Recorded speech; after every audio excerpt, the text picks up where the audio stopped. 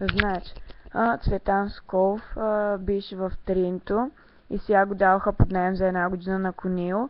В Конил миналата година беше Камил Плач, който е заместник, който е втори треньор на България. Цецо Сков е на 22 години, приятелката му от Варна, много е добър, диагонал е 207 см висок.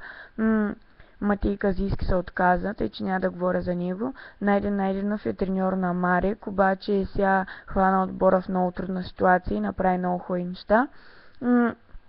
Сполучи го най-вече. Влад Николов се отказа от националния отбор, за него няма говоря. Тошко Алексиев е четворка, играеше в Конил също. Сега е в руския Сургут с Теодор Тодоров. Играе като посрещач. Теодор Тодоров е заедно с него, там е Пламен Константинов като треньор.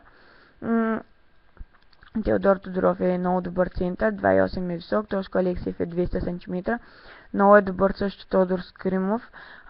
Не съм сигурен в кое първенство играе и е 1,90 м, направи отличен сезон в България.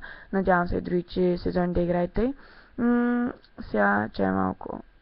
Валентин Братоев и Георги Братоев са братя. Валю Братоев игра също много хубаво, обаче на Олимпиада Тошко Скримов го замести добре.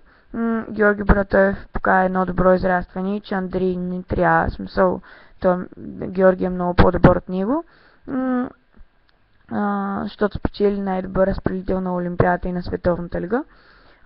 Също така Теодор Салпаров играеше за българския ЦСКА.